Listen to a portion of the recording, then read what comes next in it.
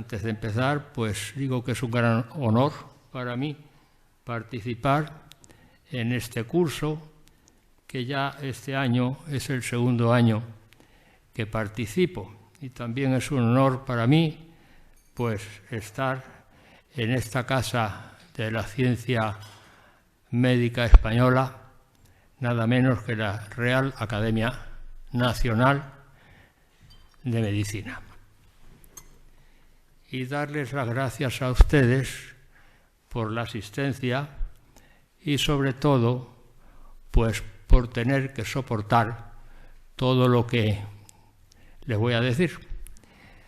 Voy a intentar por todos los medios hacerme entender lo mejor posible, como siempre procuro hacerlo en estas intervenciones, incluso en los cursos que imparto actualmente en la Universidad Politécnica de Madrid. De manera que procuraré hacerme entender lo mejor posible y contar también, porque nunca viene mal, un poco de historia, pues, de las personalidades intelectuales que a lo largo de la disertación, de la charla, pues van a salir a colación. El doctor Bardasano me parece que... Voy a esperar un poquito. Bueno, en la conferencia, o la clase, o la lección, como quieran ustedes llamarle, se llama Ciencia, Tecnología, Bioelectromagnetismo y Medio Ambiente, el concepto de tecnoentropía. Quizá la palabra tecnoentropía sea la primera vez que la oyen ustedes, y creo que sí, que efectivamente debe ser la primera vez. Creo que con toda seguridad. Luego les diré a ustedes de dónde surgió la idea de introducir esta palabra y proponerla en el comité de enseñanza, en el comité de terminología del Instituto de la Ingeniería de España, donde tengo el honor de pertenecer a varios comités de esa importante institución. Y perdonen ustedes que voy a hacer un duelo de modestia, pero las personas que me conocen saben que nunca presumo de nada, ni nunca me vanaglorio de nada. Al contrario, soy una persona sencilla y humilde. Pero el concepto de tecnoentropía, pues creo que soy yo el que lo ha introducido dentro de la ciencia del medio ambiente, o de las ciencias medioambientales. Y ha tenido buena acogida en las intervenciones que he tenido tanto en Madrid como fuera de Madrid, en algunas universidades, pues incluso en el Ateneo de Madrid, que el otro día tuve también la gran satisfacción de participar en una mesa redonda con el doctor Bardasano, creo que fue el 15 de abril pasado, y también cuando surgió el concepto de tecnoentropía, pues, en fin, fue acogido con una cierta, vamos a decir, benevolencia. Miren ustedes, hay unas frases que a mí me han resultado bastante importantes y que nunca olvido, porque leyendo a los clásicos, a los filósofos clásicos, encontré a un filósofo clásico perteneciente al grupo de los cosmólogos, de los presocráticos, que todos ustedes habrán oído hablar de él, que es Heráclito de Éfeso.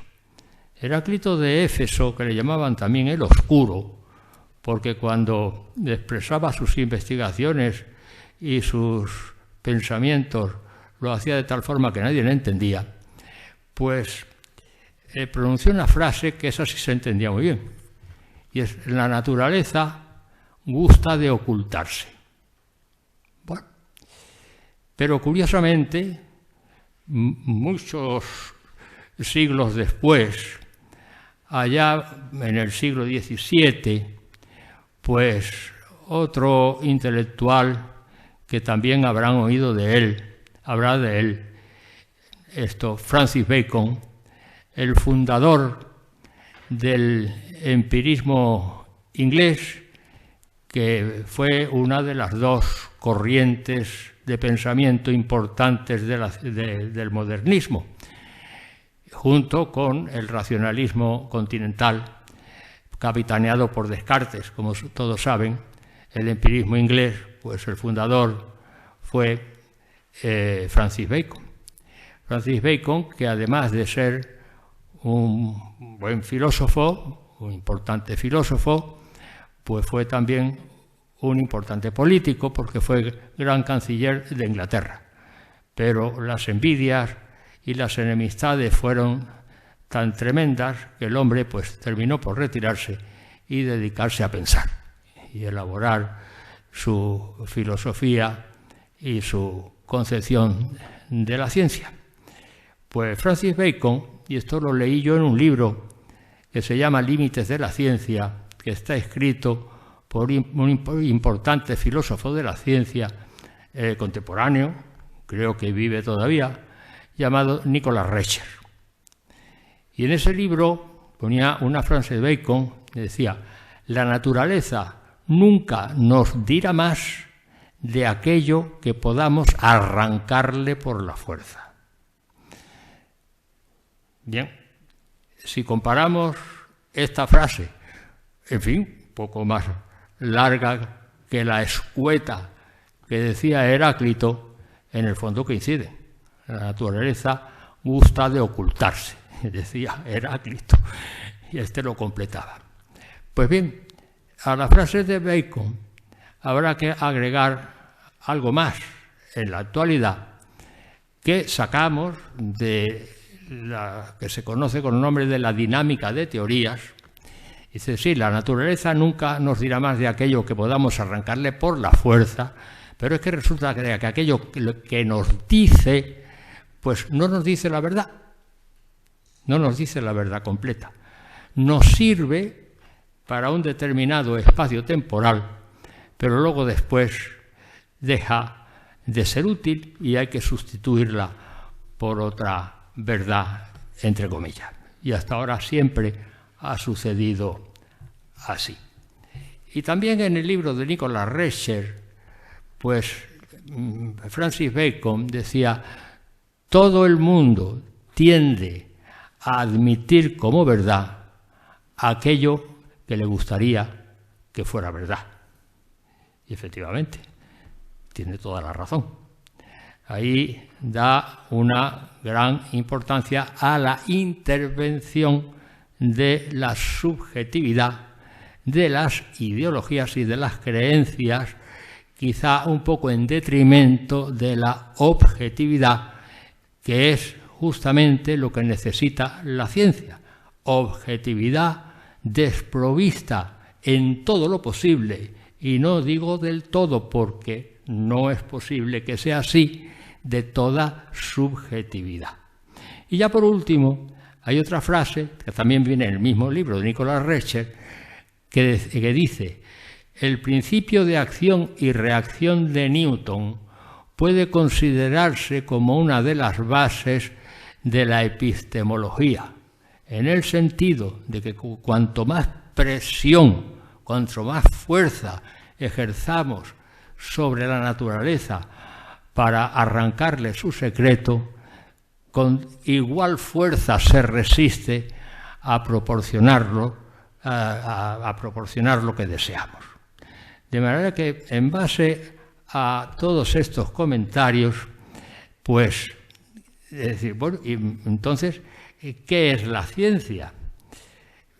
Pues bien, siguiendo a Bacon, decía, la naturaleza nunca nos dirá más de aquello que podamos arrancarle por la fuerza. ¿Cómo le arrancamos por la fuerza a la naturaleza? Conocimiento. Pues, en fin, a base de la observación y del método. ¿Cómo hacemos la observación? Pues actualmente, incluso, en fin, en siglos anteriores, si conectamos, por ejemplo, con Galileo, por ejemplo, ¿no?, en lo que la ciencia toma un camino y la filosofía toma otro, pues con unos artefactos, unos aparatos, en fin, diseñados al efecto, con los que llevamos a cabo nuestras observaciones de la naturaleza.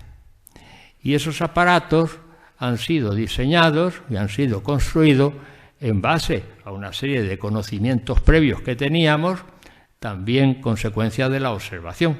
Con esos aparatos se ha procedido a observar, y cuando se han reunido una serie de datos que consideramos ya suficientes para tener una idea del fenómeno que queremos describir, pues entonces hacemos una clasificación rigurosa, minuciosa, y por último terminamos por construir un entramado teórico que nos sirve, y perdonen ustedes la expresión, como una especie de máquina para resolver problemas, en el sentido de que no solamente nos describe el fenómeno que estamos estudiando y que hemos observado con esos aparatos que ha diseñado la tecnología, entonces el modelo teórico que construimos nos sirve para describir esos fenómenos, para describir otros fenómenos e incluso para predecir otros fenómenos que todavía no han sido observados.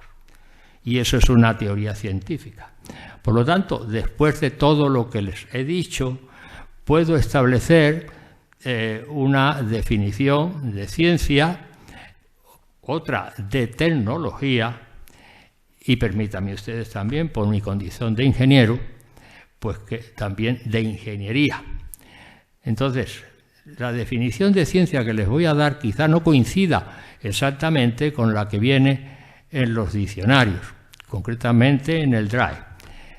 Aunque las que vienen en los diccionarios son perfectamente correctas, correctísimas, esta definición se adapta quizá un poco más a lo que nos enseña la historia de la ciencia y la filosofía de la ciencia. Dice que la ciencia es toda aquella actividad intelectual, objetiva y rigurosa que configura la visión del mundo en el espacio y en el tiempo.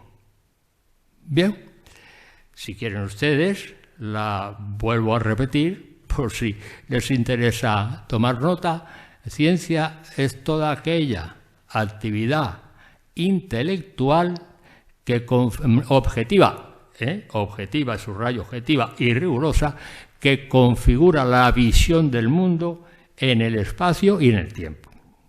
Dirán, ¿por qué en el espacio y en el tiempo? Pues sencillamente porque las teorías científicas, cuando surgen en un momento determinado, lo hacen en un lugar concreto.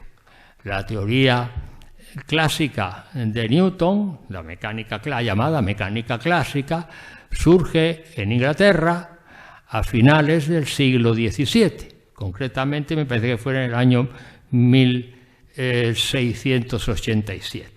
Creo que fue esa fecha. La teoría de la relatividad surge en Berna, puesto que Einstein estaba en Berna trabajando, como saben, en una oficina de patentes, pues surge en Berna a principios del siglo XX, la primera fase, en 1905, y la segunda fase surge en 1915, y precisamente ahora, en el mes de noviembre, se cumple el primer centenario de la segunda fase de la teoría de la relatividad, que se llama la teoría de la relatividad general, o abreviadamente la TLG. que nos da una visión del mundo nueva, completamente distinta, radicalmente distinta a la visión que nos daba la mecánica clásica newtoniana. Quiere decir que la mecánica clásica newtoniana hay que arrumbarla, hay que apartarla y hay que abandonarla completamente y seguir las indicaciones de la teoría de la relatividad. No. Actualmente la ciencia está descrita por tres grandes modelos teóricos importantísimos, tres grandes paradigmas científicos que son, por una parte, la mecánica cuántica, que nos describe el micromundo y el ultramicromundo, es decir, el átomo y lo que hay dentro del átomo, que son muchas cosas, en el núcleo. Y luego después está la teoría de la relatividad en sus dos versiones, la especial y la general, que nos describe el macromundo o megamundo, es decir, a grandes velocidades y a grandes distancias, y luego entre ambas está la mecánica newtoniana, que es la que normalmente utilizamos los ingenieros, bueno, digo algunos ingenieros, evidentemente otros no. Por ejemplo, de telecomunicación no, los de telecomunicación depende de la especialidad, evidentemente, pero lo que normalmente se ha utilizado siempre, utilizan los ingenieros, utilizan los arquitectos, cada una de ellas, tanto la cuántica como la clásica como la relativista, cada una de ellas dentro de su ámbito de aplicabilidad. Es decir, la mecánica clásica tiene una limitación por arriba, entonces ya interviene la teoría de la relatividad, y la mecánica clásica tiene una limitación por abajo, donde ya interviene la mecánica cuántica cuando nos movemos al nivel de la constante de Planck. Bueno, pues entonces ya les he definido lo que es la ciencia, como toda aquella actividad intelectual objetiva y rigurosa que configura la visión del mundo en el espacio y en el tiempo. Dice que la ciencia es cultura del pensamiento racional. ¿Y qué es la tecnología? Pues la tecnología es la cultura material como forma de acción transformadora de la materia para conseguir una finalidad. Normalmente se suele decir para conseguir una utilidad. Yo digo una finalidad porque la tecnología se puede usar con pretensiones dentro de la ética, y también se puede usar con pretensiones dentro de la aética o antiética. Por eso digo una finalidad. Pero claro, aquí y en general se suele hablar de que la tecnología lo que tiende es a conseguir una utilidad. De manera que es la tecnología cultura material. Bien, entonces ya tenemos cultura del pensamiento racional, cultura material para la tecnología. ¿Y qué es la ingeniería? Pues la ingeniería es la materialización real y hecha efectiva del contenido de la tecnología a través de un proyecto que se ejecuta. Por lo tanto, la ingeniería es conocimiento científico, tecnológico, convertido en praxis. También podríamos decir de una forma muy sencilla, incluso a través de una ecuación, lo que es la tecnología, una ecuación muy abreviada. Digo, lo que es la ingeniería. Ingeniería igual a tecnología más organización más economía. Bueno, pues entonces, dicho esto, el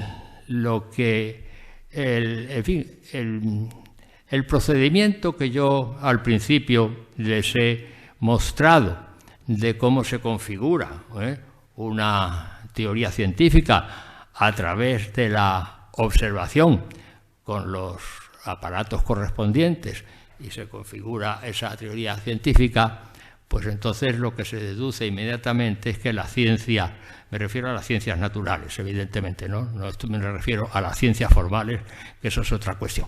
O sea, la matemática, no, eso es otra cuestión. Me refiero a las ciencias naturales. Claro que la ciencia se deriva de los hechos y que a través de los hechos pues se construyen las teorías. Evidentemente la ciencia se deriva de los hechos, sobre todo las ciencias naturales, y fundamentalmente se deriva de la observación. Pero hay dos formas de construir las teorías.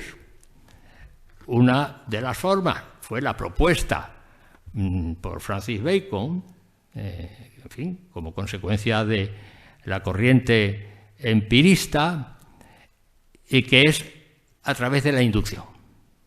La ciencia se deriva de los hechos y mediante un proceso de lógica inductiva pues se establecen las teorías.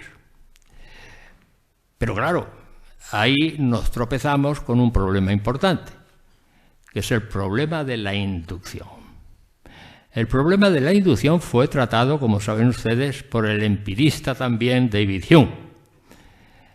Y se dice de una forma muy simple: el que el Sol haya salido todos los días hasta la actualidad, desde que existe el sistema solar, hace unos 5.000 millones de años, que ya son años, no significa ni garantiza que vaya a salir mañana.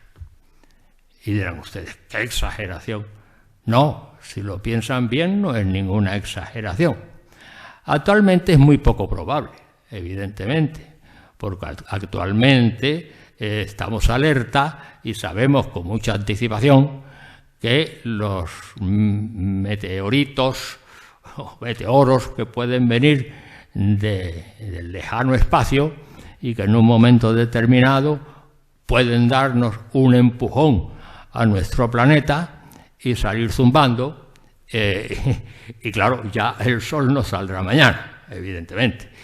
O bien que por una circunstancia que sea desconocida, a la que no hemos llegado todavía a través de la ciencia, el Sol se apague y deje de mandarnos radiación. De eso, claro, evidentemente nos enteraríamos a los 8 minutos de apagarse el Sol, de modo que tendríamos 8 minutos todavía para seguir disfrutando de él. Me refiero por la distancia de 150 millones de kilómetros que dista en la Tierra del Sol. Bien, bueno, pues entonces ya les he mostrado en las definiciones y les he dicho que hay un procedimiento, que es el procedimiento inductivo, que es precisamente el que propuso cuando se fundó la llamada filosofía de la ciencia clásica en 1922, a través del Círculo de Viena, que también habrán oído hablar de él, que es a través de la lógica, primero, que la ciencia se deriva de los hechos y que a través de un proceso inductivo, dentro de la lógica inductiva, pues se establecen las teorías. Pero claro, nos tropezamos con el problema de la inducción. ¿Qué pretendía el Círculo de Viena?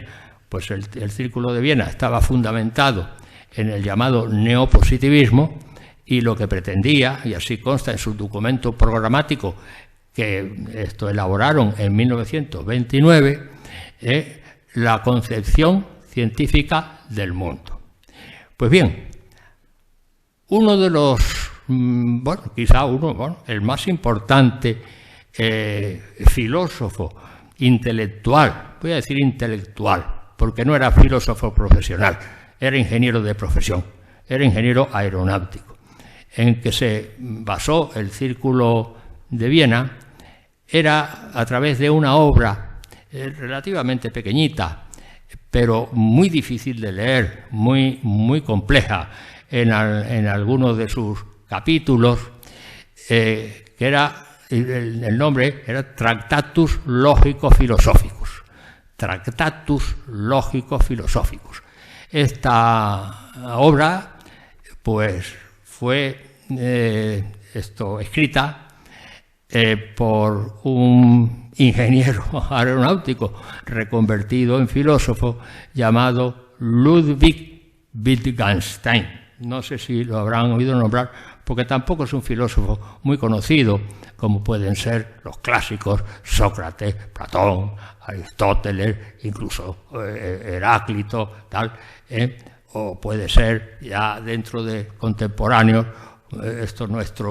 nuestro filósofo Ortega y Gasset, en fin, o puede ser Nietzsche, no, es un filósofo poco conocido, pero muy importante, y se le llama el padre del neopositivismo.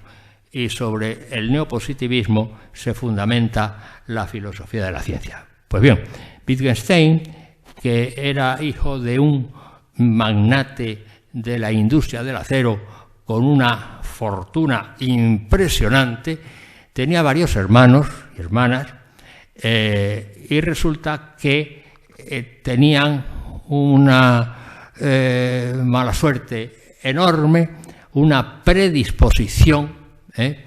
El mayor de ellos se suicidó y otro también se suicidó, y el propio Wittgenstein estuvo a punto de hacerlo, el propio Ludwig.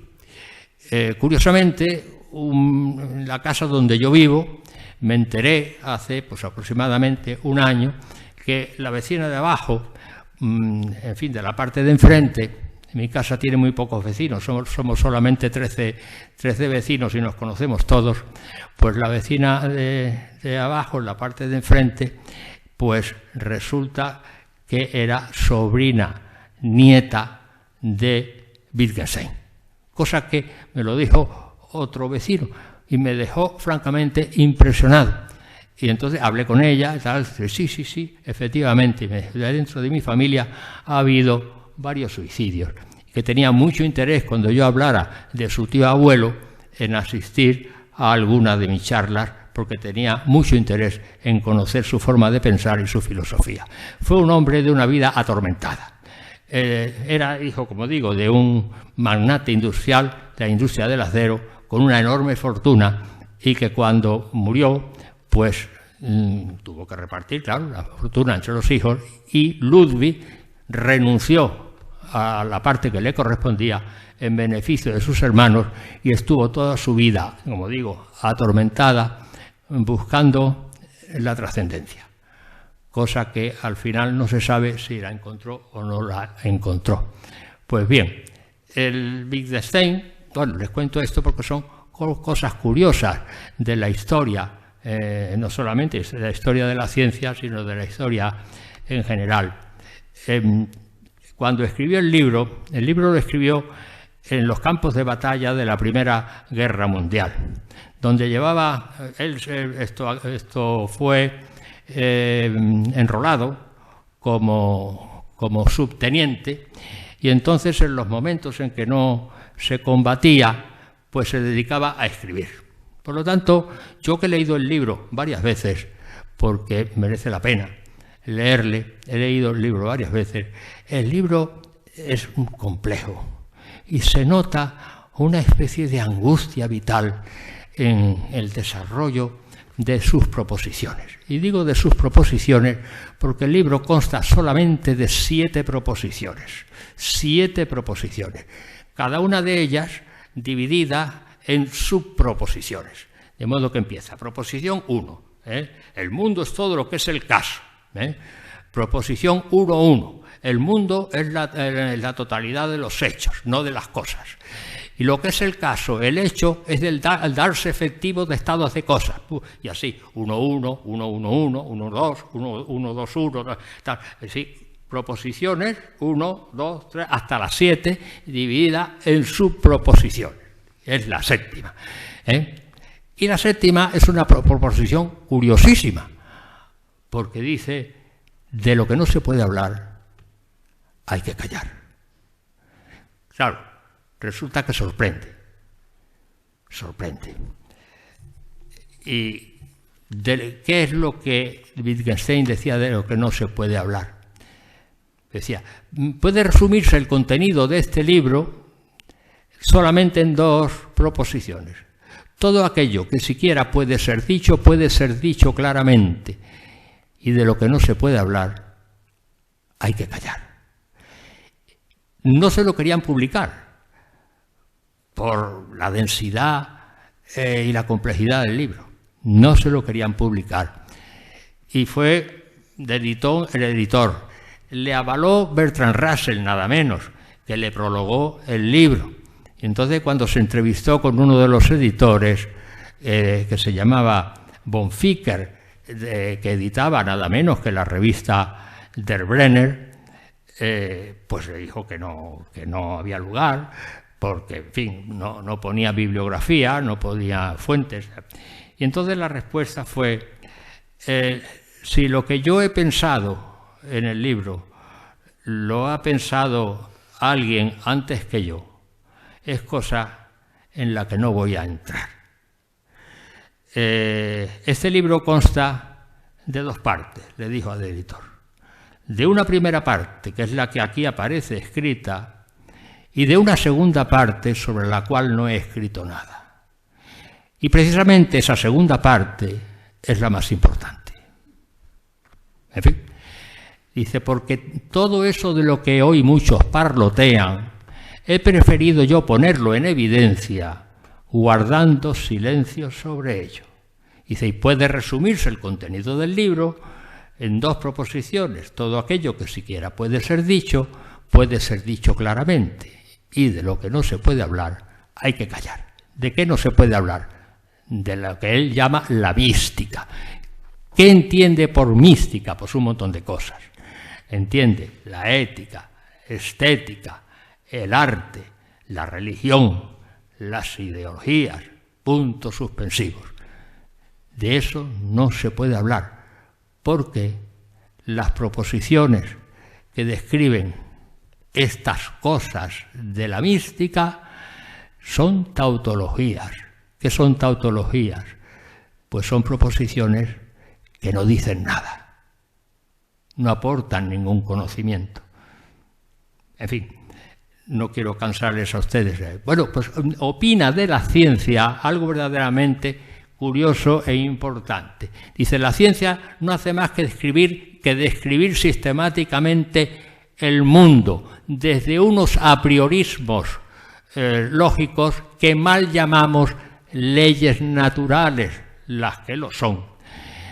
Porque no son leyes inducidas de los fenómenos, sino de la posibilidad de los fenómenos. No son leyes de lo real, sino de la posibilidad de lo real. Solo son leyes lógicas. Por lo tanto, la ciencia es un constructo lógico mediador a través del cual solo nos es posible pensar y hablar del mundo. Ese es el concepto que tiene Wittgenstein de la ciencia. Y esa es la base del neopositivismo. Positivismo lógico, empirismo lógico, porque derivan del famoso empirismo inglés fundado por Francis Bacon. Bien, vamos a pasar ahora entonces a otra cuestión. Pues ciencia, tecnología, ya he definido la tecnología así. Nos vamos a meter en bioelectromagnetismo y medio ambiente.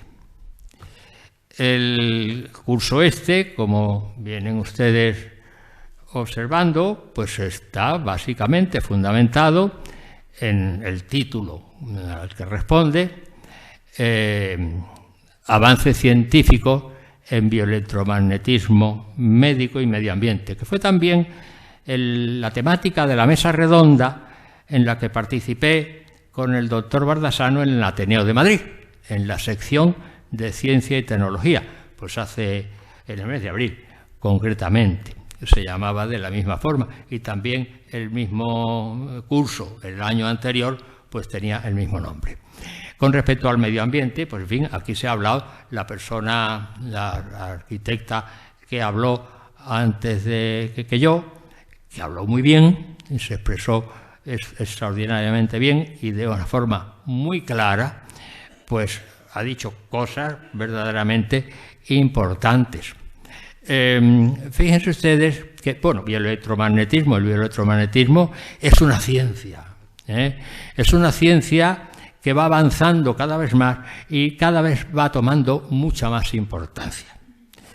Es una ciencia que tiene una tecnología, que es la concepción de una serie de aparatos para actuar con ellos, y tiene unas ciertas técnicas de aplicabilidad de su aplicación.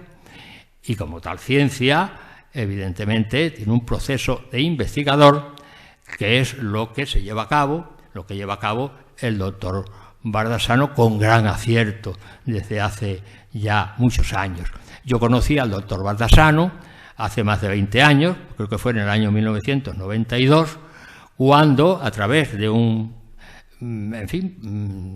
primo político mío, pues que casualmente yo conocía desde mi juventud, pues casualmente me lo encontré en casa de una prima común, y entonces me habló de las investigaciones sobre bioelectromagnetismo que se daban en la Universidad de Alcalá, y nos pusimos en contacto con el doctor Bardasano y nos informó de lo que estaban haciendo. Y entonces yo, que acababa de fundar en la Universidad Politécnica de Madrid el Departamento de Física y Mecánica fundamentales y aplicadas a la ingeniería agroforestal, pues me interesó muchísimo y nos pusimos en contacto con él, y entonces formamos un grupo de investigación en la Universidad Politécnica, que fue el primero con la denominación de bioelectromagnetismo aplicado a la agricultura.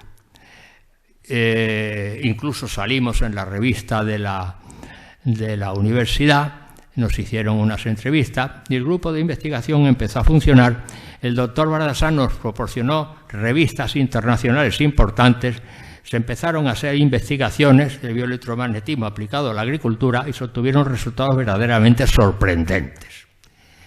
En fin, con una visión para el porvenir y sobre todo para el desarrollo de la agricultura, que eran verdaderamente, vamos, de una consideración exagerada. Publicamos en estas revistas, salieron los artículos publicados y luego después se salieron incluso 4 o 5 tesis doctorales fundamentadas en esto también y muchos trabajos de investigación.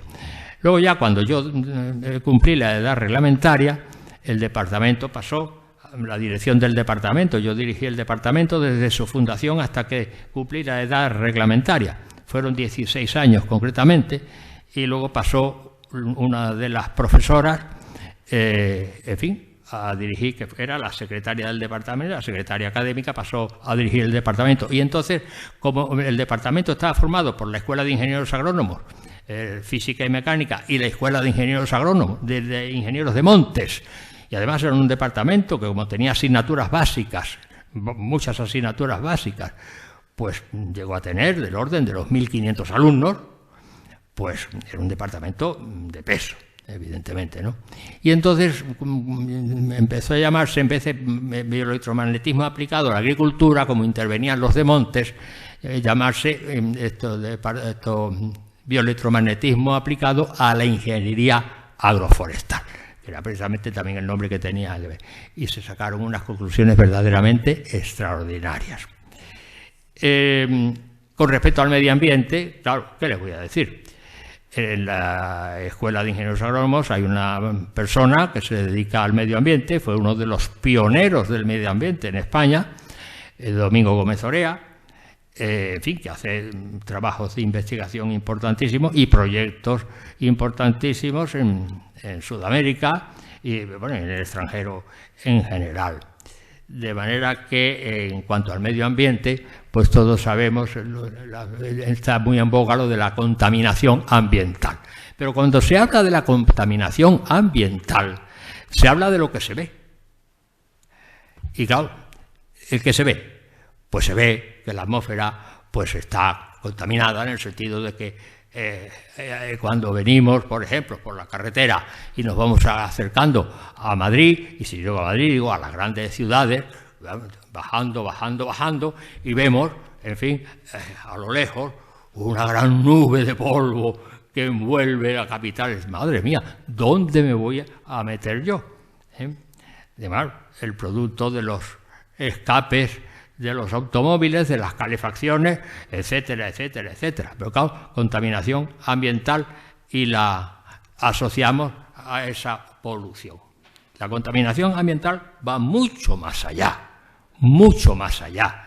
Se contaminan las aguas, evidentemente los ríos, las costas marinas, incluso el mar, con toda la circulación de los petroleros.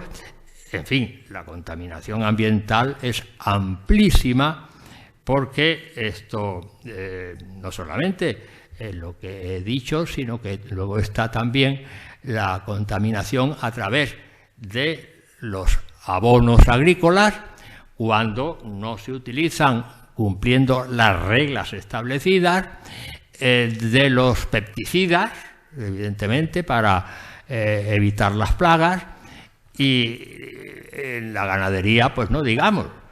En fin, cuando se agregan sustancias para el engorde ficticio de los animales, se agregan hormonas, y así no podemos dejar de contar y contar y contar. Y hay una muy importante, pero que no se ve, claro.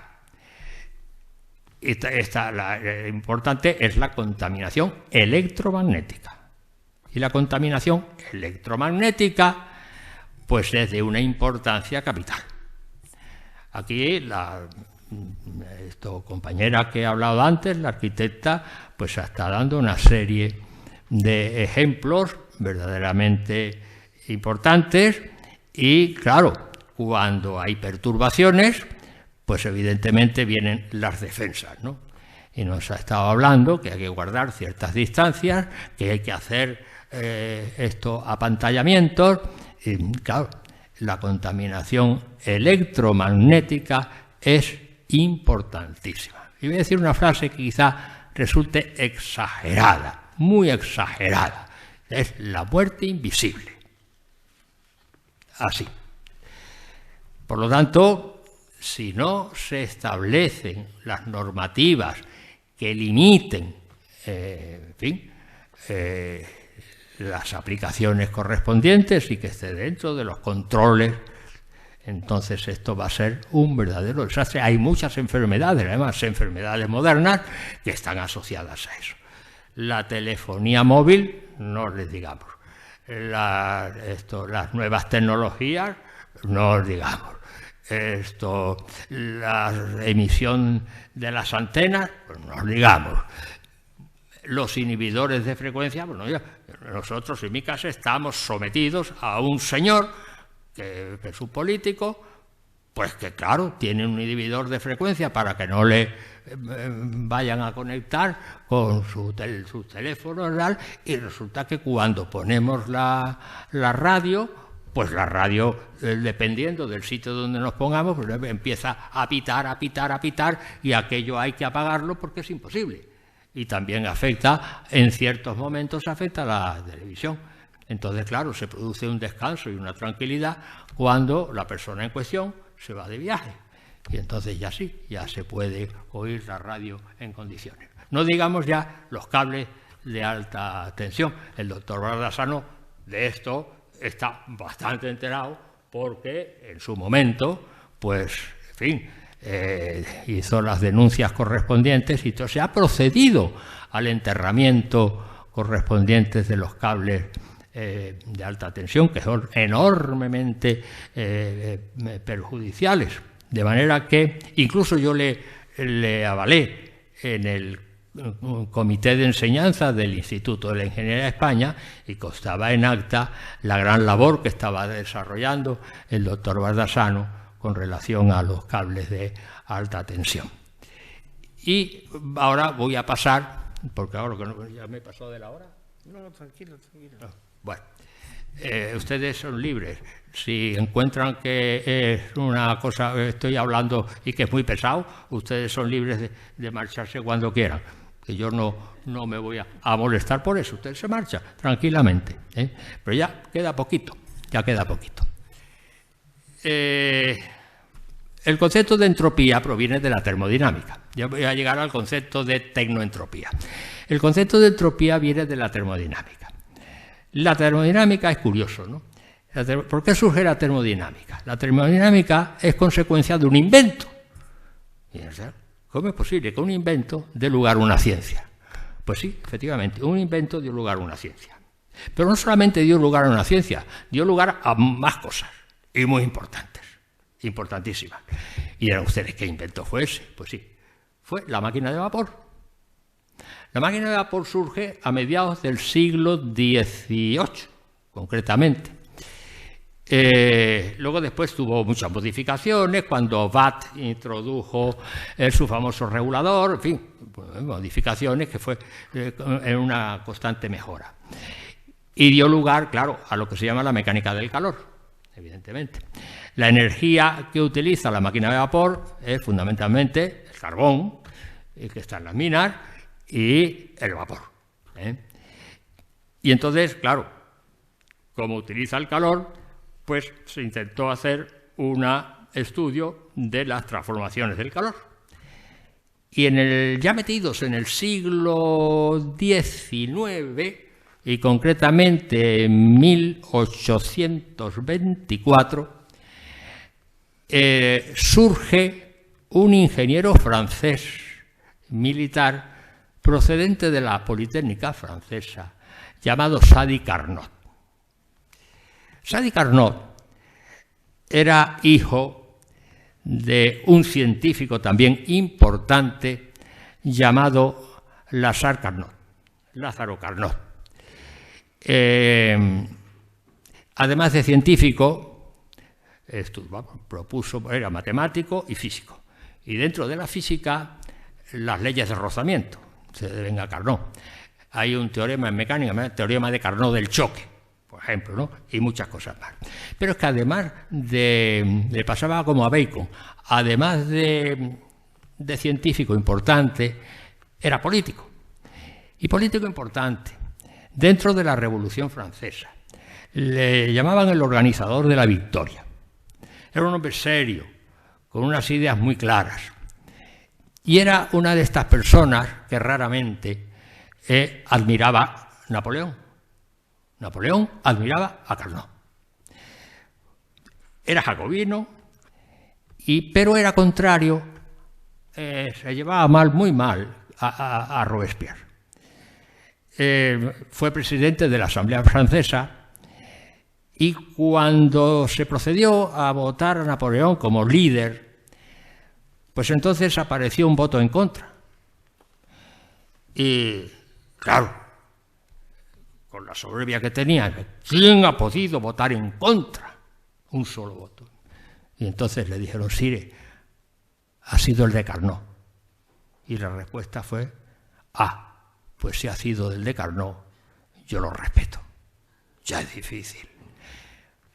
Cuando Napoleón ya desarrolló, se hizo cargo del gobierno, pues Carnot fue ministro de la guerra y ministro de la gobernación. Y era tanta el afecto, a pesar de haber votado en contra, el afecto que Carnot sentía por Napoleón, y bueno, también Napoleón por Carnot, el respeto que le tenía, que cuando Napoleón se exilió, Carnot se exilió voluntariamente, se marchó a Alemania y nunca más volvió a Francia. Pues uno de sus hijos, bueno, y un nieto, luego después el hijo de un nieto de Lázaro Carnot fue presidente de Francia. Bueno, pues uno de los hijos, Sadi Carnot, ingeniero procedente de la Politécnica francesa, en 1924, y por razones de tipo patriótico, en las que no voy a entrar, porque entonces ya se prolongaría muchísimo, porque son verdaderamente curiosas, por razones de tipo patriótico, se propuso crear una máquina de vapor que tuviera el máximo rendimiento. Si conseguía su propósito, esa máquina podía ser adquirida por todos los países conocidos y superaría con creces a la de los ingleses. Bueno, pues fíjense ustedes qué cosa más curiosa. Diseñó una máquina tan perfecta que nunca pudo funcionar. El célebre motor de Carnot. ¿Y por qué no pudo funcionar? Porque no tenía pérdidas. Era un motor ideal. Era un motor extraído del extramundo de las ideas platónicas. Perfecto. Entonces enunció lo que se conoce con el nombre del segundo principio de la termodinámica. Es curioso que los principios de la termodinámica, su numeración, primero, segundo, tercero, y luego hay un cuarto que pasa delante de todos y se llama principio de cero, fueron propuestos e inventados con un orden que no coincide, el orden cronológico de su invención no coincide con el orden de aparición. El segundo fue el primero que se inventó, lo inventó Carnot en 1924. Y el segundo principio de la termodinámica lo que viene a decir, para que se entienda perfectamente, que es imposible construir un motor que tenga una transformación monoterma. ¿Qué significa eso? Pues un motor que, absorbiendo calor de un foco caliente, concretamente de una caldera, si quieren ustedes, transforme íntegramente ese calor en trabajo. Las transformaciones tienen que ser bitérmicas. Eso es un principio de limitación de la naturaleza. Es un principio esencial. Todo motor, al funcionar, produce un trabajo absorbiendo calor de un foco caliente, transformando parte de ese calor en trabajo y devolviendo una parte por el foco frío, a menor temperatura. En definitiva, la imposibilidad de construir un automóvil sin escape. Eso es lo que viene a decir el segundo principio de la termodinámica. Y el ciclo de Carnot, pues es un ciclo ideal, que no, nunca podrá funcionar. Bueno, tampoco se puede decir nunca podrá funcionar, porque nos topamos con el problema de la inducción. Con eso de que el sol haya sido todos los días no significa que vaya a salir mañana. Bueno, en definitiva, el concepto de entropía está implícito en el segundo principio de la termodinámica enunciado por Carnot. Lo que pasa es que Carnot no le dio el nombre de entropía. Si se divide el calor absorbido del foco caliente a la temperatura que lo absorbe, llamamos por ejemplo Q sub 1, que es el calor absorbido por el foco caliente, y T sub 1 a la temperatura que lo absorbe, la relación entre Q sub 1 a T sub 1 resulta que tiene unas dimensiones de calor por unidad de temperatura, es decir, calorías por grado Kelvin. De modo que Q sub 1 partido por T sub 1. Y luego, si dividimos el calor que suelta por el foco frío, por el escape, Q sub 2, a la temperatura que lo suelta, que es normalmente la temperatura ambiente, pues Q sub 2 partido por T sub 2 resulta ser igual a Q sub 1 partido por T sub 1. Ahí está implícito el concepto de entropía. De modo que el funcionamiento, hablando ya en términos de entropía, que no le dio el nombre de entropía a Carnot, pero sí puso la relación y vio que se producía esta igualdad.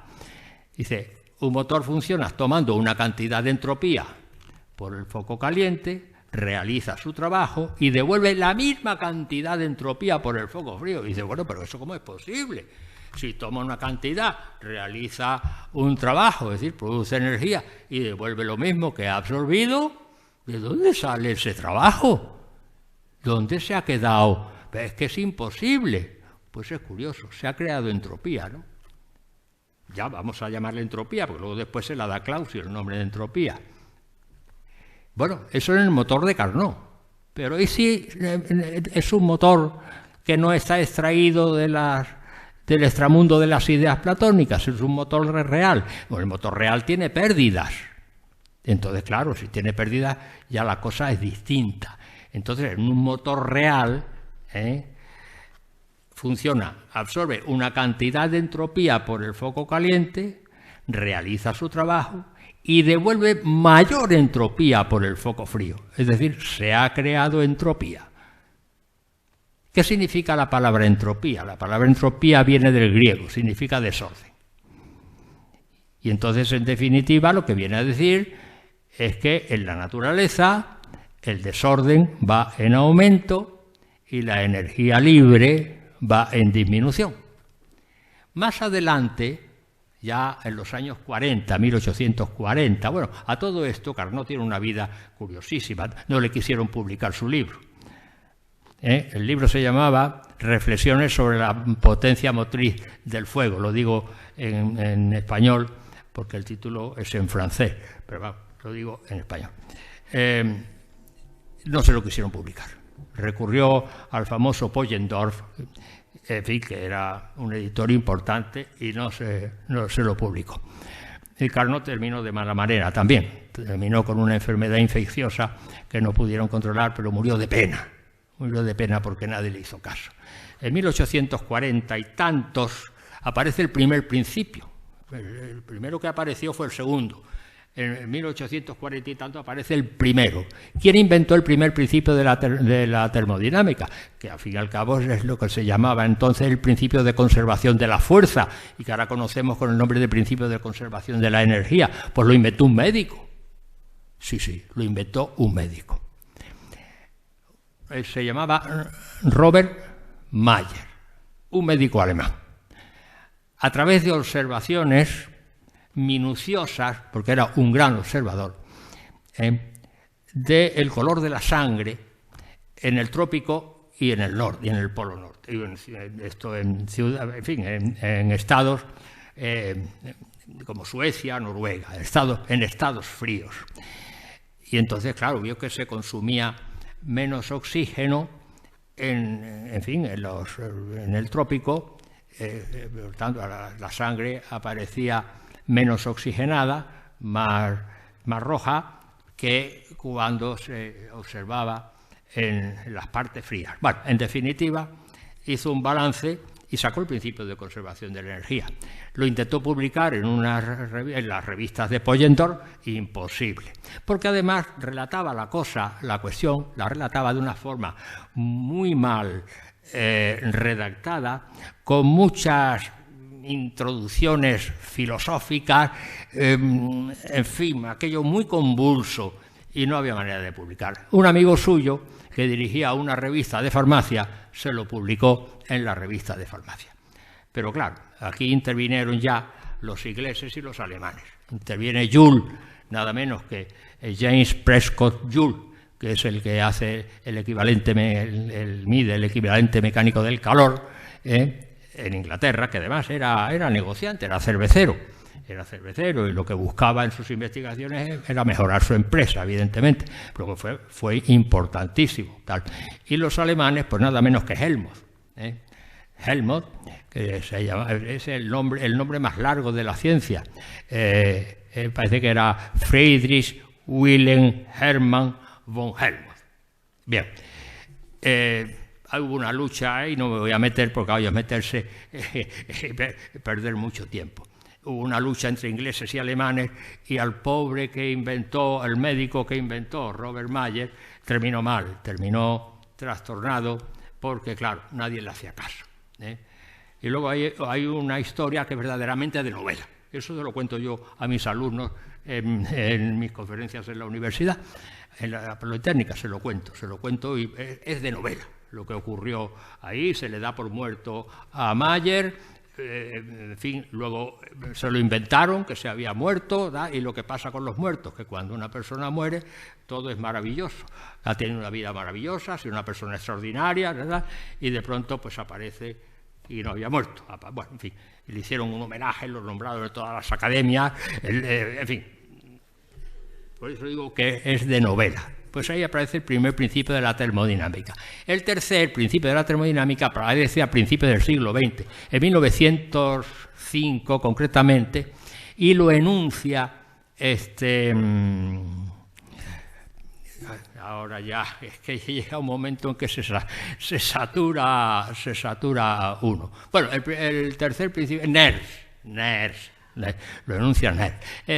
Se puede demostrar el tercer principio de la termodinámica no es más ni menos de que el cero absoluto es inaccesible. Nos podemos aproximar muchísimo, bueno, las aproximaciones han sido prácticamente casi llegando, pero no, y se demuestra a través del segundo principio de la termodinámica. Es muy ingeniosa la demostración teórica, es ingeniosísima, porque llegaríamos a construir en fin, muy ingeniosa, porque sé que entonces no voy a terminar. El último motor de la serie sería un motor que tendría rendimiento 1. Claro, va en contra del segundo principio de la termodinámica. No se puede construir un motor sin escape, ni una máquina frigorífica que tenga eficiencia infinito. Es decir, que espontáneamente pase el calor de un cuerpo a menor temperatura a otro a mayor temperatura. Bueno, en definitiva, el que introduce el concepto de entropía y generaliza el segundo principio de la termodinámica es Robert Emanuel Clausius, que todos habrán oído hablar de él. Este fue un físico alemán importante, fue profesor de la Escuela de Artillería de Berlín y luego fue profesor de la Escuela Politécnica de Zúrich. Y hizo muchas investigaciones sobre muchas partes de la física, sobre elasticidad, sobre electricidad, sobre muchas partes de la física y concretamente sobre termodinámica. Y fue el que introdujo en la denominación de entropía en la ciencia termodinámica. Bueno, a todo esto he dicho que el cuarto principio que se inventa en 1940 o algo así, por un científico llamado Fowler. Y el cuarto que se inventa ya en el siglo pasado, ese pasa delante de todos, que se llama principio de cero. Bien, bueno, en definitiva, que el concepto de entropía, la palabra entropía, que significa desorden, lo introduce Clausius y establece una nueva formulación matemática del segundo principio de la termodinámica. Formulación matemática que no voy a mencionar aquí porque no viene al caso, pues aparece una integral curvilínea, etcétera, etcétera, etcétera, ¿no? La famosa desigualdad de Clausius, se conoce con el nombre de la famosa desigualdad de Clausius. La famosa desigualdad de Clausius que ya había hecho Carnot, cuando dice que toma una cantidad de entropía del foco caliente, realiza su trabajo y devuelve mayor cantidad de entropía por el foco frío. Bien, entonces completa la... Bueno, también Clausius fue uno de los iniciadores de lo que sería la teoría cinética de los gases. Teoría cinética de los gases, donde se hace una interpretación molecular, a nivel molecular, de las variables termodinámicas, de lo que es la presión y de lo que es la temperatura. Y se llega a establecer, en fin, que la presión en las paredes del recipiente pues es el intercambio de cantidad de movimiento, en fin, del choque de las moléculas con la pared del recipiente, y que el concepto de temperatura se obtiene como proporcional a la energía cinética media de las moléculas. Bien, más adelante viene un personaje importante, que es nada menos que Ludwig Boltzmann, el de la famosa constante de Boltzmann. Boltzmann tenía un defecto. Boltzmann tenía el gran defecto, que hoy día, al fin y al cabo, pues no tiene complicaciones porque tiene cura, que es una enfermedad, es la bipolaridad. Era bipolar. De pronto estaba eufórico y de pronto se hundía. Y eso, unido a las envidias de los compañeros, era austriaco, a las envidias de los compañeros le hicieron la vida imposible. Fue nada menos que el inventor de lo que se llama la mecánica estadística clásica de Maxwell Boltzmann.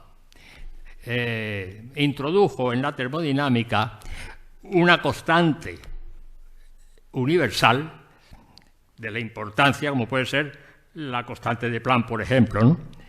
Que se llama la constante de Boltzmann, nada menos. Y dio una formulación de la entropía como consecuencia de la introducción de la mecánica estadística clásica. Da una definición de la entropía que dice que la entropía es una función de la probabilidad termodinámica. Concretamente, la fórmula que da, si quieren ustedes tomar nota, pero en fin, Es entropía S, normalmente a la entropía se le denomina S, igual a una constante por el logaritmo neperiano de la probabilidad. Se entiende por la probabilidad termodinámica, que es el número de microestados correspondientes a un estado dado. Bien. Esa es la fórmula de Boltzmann. Boltzmann tuvo tuvo una vida muy desgraciada.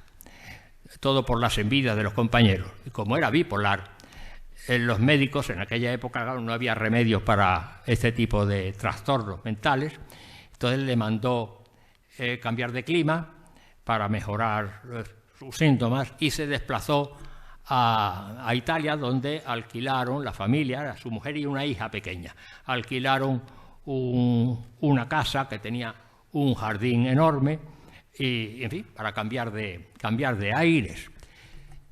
Y después de desayunar solía salir a dar un paseo por los jardines y luego regresar tranquilamente a la hora de almorzar. Y un día pues resulta que salió por la mañana y llegó la hora de la comida, de almorzar, y no regresaba. Y entonces su mujer le dijo a la niña: vete a buscar a tu padre, que seguramente estará haciendo alguna de sus investigaciones y se le ha olvidado la hora que es. La niña salió al jardín, empezó a llamarle, y ¿cuál sería su desagradable sorpresa? Que se encuentra su padre colgado de un árbol. Se suicidó. Eso fue en 1906.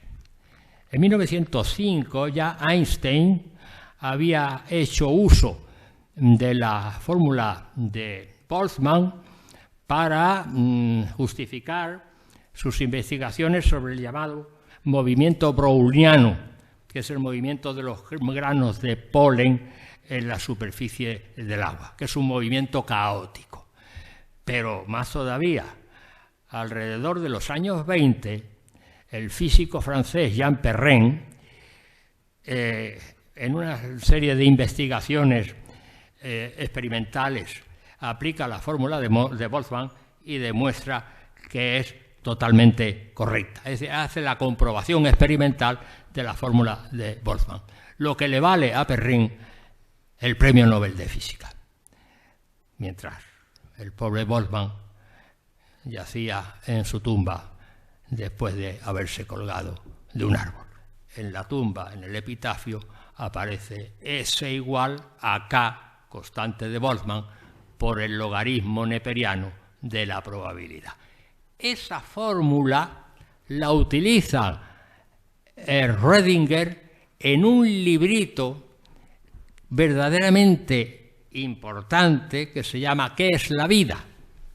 Este librito lo adquirí yo en un congreso internacional, el primer congreso internacional que se hacía en España, en los años, me parece que fue en 1992 o algo así, en Zaragoza, un congreso internacional de historia de la ciencia, donde vinieron varios premios Nobel, y allí, en fin, ofrecían varios libros, y yo elegí 3. Era ¿Qué es la vida?, escrito por Erwin Rödinger. Erwin Rödinger es nada menos que el padre de la mecánica cuántica en su versión ondulatoria, la famosa ecuación de Rödinger. Otro libro también de Rödinger, eran libros muy pequeñitos, que eran conferencias que Rödinger daba en algunos países. Se llamaba Ciencia y Humanismo, porque Rödinger no solamente era físico, sino era también filósofo. Y otro que se llamaba Mente y Materia. Bueno, pues en el libro de ¿Qué es la vida?, en uno de sus capítulos, al empezar, en la primera hoja en blanco, que suele ser en blanco, viene una frase que me llamó mucho la atención. Y la frase dice: si un hombre nunca se equivoca, será porque nunca dice nada. Bien. Claro, me llamó mucho la atención. La frase parece tonta, pero de tonta nada. La frase tiene una profundidad enorme.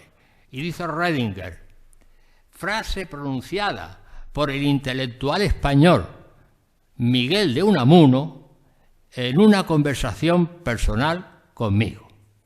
Y deja escrita esa frase. Bueno, Rödinger utiliza en el librito ese la fórmula de Boltzmann.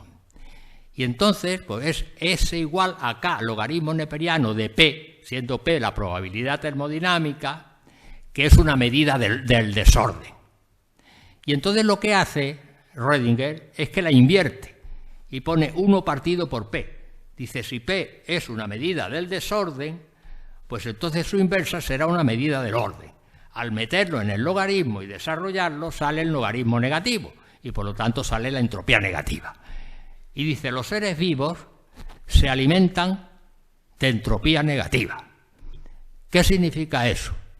Pues significa que los seres vivos se alimentan de orden.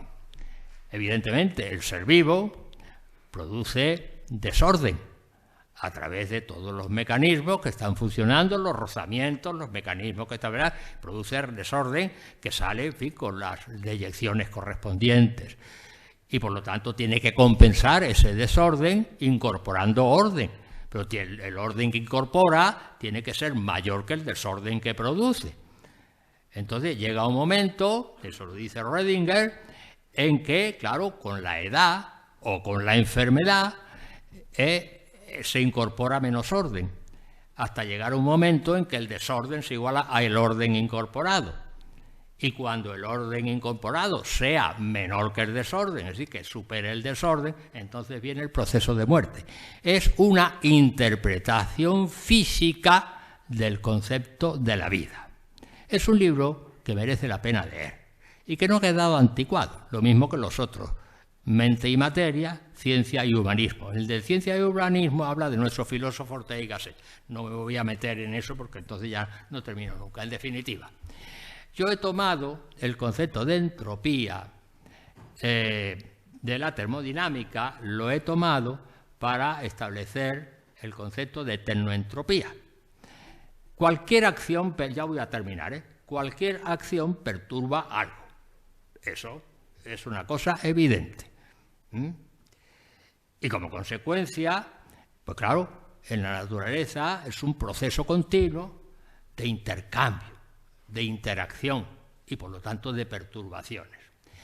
Pero claro, a veces que estas perturbaciones son perturbaciones nocivas, como les acabo de decir hace un momento y como ha dicho esto con mucho más rigor que yo y mucho más conocimiento, porque es una especialista, la arquitecta que ha actuado antes que yo, pues evidentemente yo he hablado de la contaminación en general y de la contaminación electromagnética en particular.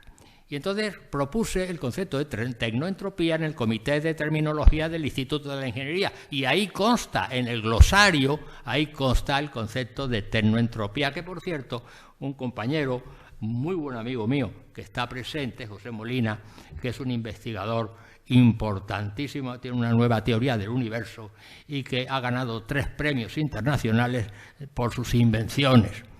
Y él cuando hace un invento o cuando hace una nueva teoría y tal, la registra. Yo no sé si el concepto de tecnoentropía lo ha inventado otro antes, yo no lo he visto en ninguna parte. Entonces voy a proceder a su registro, evidentemente. Ya me dirán si antes que yo lo ha inventado otro. Entonces, ¿verdad? Pues si no, no, sino que conste que yo soy el que lo propuse. Bueno, pues yo definí la tecnoentropía de una forma quizá un poco particular.